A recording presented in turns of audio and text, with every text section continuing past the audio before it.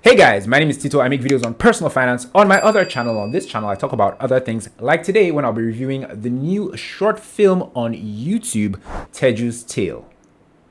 Teju's Tale is a short film about a young woman who goes to London in 1956 to advance her career but is met by surprising opposition and challenges. The film is written and directed by Teniola King, and it's based on real-life events faced by her grandmother in the 1950s.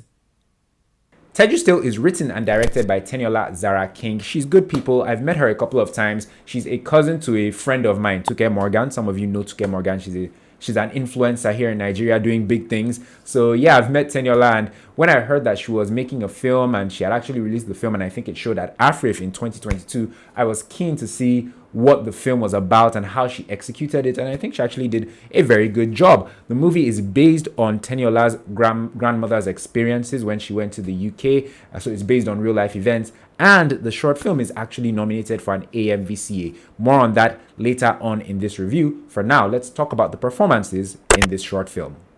Now, this film has a very small cast. I think altogether they're not up to 10 people in this short film, and Dorcas Shola Fapson plays the title character Teju, this young woman who moves from Nigeria to the UK to further her career as a nurse, I do believe, and she comes to London in 1956, and she isn't met with the type of welcome that she expected. She meets racial tension, right? Like right off the bat, and it comes as a shock to her. And I think Miss DSF, as she's popularly known, I think she did a decent job. I was worried because, like many of you, I know Miss DSF to play more contemporary roles, right? And I didn't know if she'd be able to pull off playing a young Nigerian woman fresh from Nigeria moving to London, England in 1956. I was worried, and I'll talk a little bit more about my worry or my concern when I talk about what I didn't like about the film. But generally, I think Miss DSF did a good enough job playing Teju. Next, I want to talk about Ellis George. She plays this West Indian character called Sylvia, who is another black woman in the establishment and who was there before Teju. As you'd imagine, they form a bond, and I found Ellis's performance to be very good and very convincing. You know, like I said, playing this West Indian woman, actually, I think I enjoyed her performance more than Dorcas Shola Fapson's. I think it was just more convincing, but I just want to say she did a really good job. RMD was also in this film, kind of. Well, his voice was in the film. He himself physically was not in the movie. He plays the father of Teju, and we hear his voice in the movie, and that was different. That was different, and I appreciated it. Wasn't necessarily unique. Like, I was just picturing the same old RMD that we see in different movies, but it was interesting to see him, or just to hear him rather than seeing him in this film. There are other actors in this film, like I said earlier. They did well, but they didn't show, or they didn't appear long enough for me to actually really make much of their performances. But for the short time that they were in the film, they actually all did really well. What I liked. For a film set in London in 1956, it was very authentic to its times visually. The costumes were very authentic to that era or that period, and also the sets and the furniture really looked like they belonged to that period of time, and I really appreciated that. The cinematography was also very good. There were some dynamic angles, there was creativity here and there, the lighting was really good. The visuals were very pleasing, and they were very intentional. There weren't that many lazy shots in this thing. So yeah, I enjoyed the cinematography. Finally, I really liked that this was a thought-provoking movie. Racism plays like a big role in this movie, right? And it will have you thinking about, I mean, racism exists even today, right? But it will have you thinking about what racism was like for, people who left the third world or third world nations to, first world nations to start a new life back in, the 60s or the 70s or the 50s or the 40s, decades ago. Because now we have so many outlets. We have social media, we have the internet, we have bodies that address, racism and give people redress and whatnot.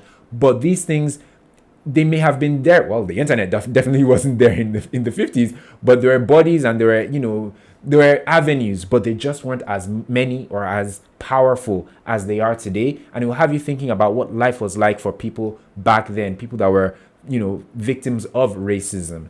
So yeah, it really got the wheels turning in my mind, and I think I enjoyed that, especially seeing that this was a short film. This film is just 15 minutes, but it really did get me thinking about a few things as I watched, and even when the movie was over. What I didn't like. I wouldn't necessarily call this something that I didn't like. I'll say it's more something that I wish was done better or improved upon. And that's the dialogue between the characters in this film. It didn't really feel like, characters or people speaking in 1950s London. It felt a bit more contemporary.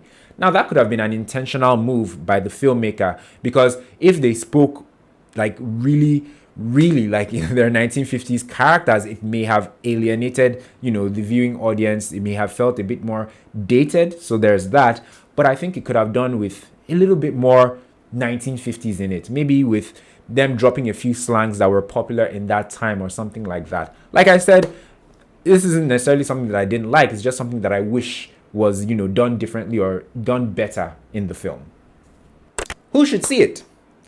See Teju's Tale if you're looking for something tasteful and short to watch. Also, see Teju's Tale if you're looking for something thought-provoking. It will engage the brain a little bit while you watch this film. Finally, see this short film if you're into the AMVCAs. Like I said, this movie is nominated for Best Short Film or Online Video at the AMVCAs. So if you're into the awards and if you're looking for a candidate to vote for Best Short Film, then please watch this film, Teju's Tale, and if you enjoy it, head over to their website, which I'll link down below as well, so that you can vote for Teju's Tale to win Best Short Film. In conclusion, guys, I enjoyed it. I liked, seeing something different. I liked that it was kind of historic. I mean, Tenny's grandmother is not a historical figure, but it was nice to learn about someone's experience of, going to the UK to pursue a career and seeing the obstacles that they faced once upon a time, some like unimaginable stuff. So yeah, I enjoyed the film, and I think it's worth your time, especially seeing as it's just 15 minutes. Thank you guys so much for watching this review. I hope you enjoyed it. If you did, please like this video by clicking on the like button just underneath the video, and subscribe to this channel as well by clicking on the black subscribe button. You doing those things would help me, this video, and my channel a whole lot. Thanks once again for watching, guys. Remember that on this channel, I don't just do Nollywood movie reviews. I also talk about relationships. To check out some of my relationship videos or my past Nollywood reviews, you can click the card in the corner of the screen. Thanks for the final time, guys. I will catch you in the next one. Take care.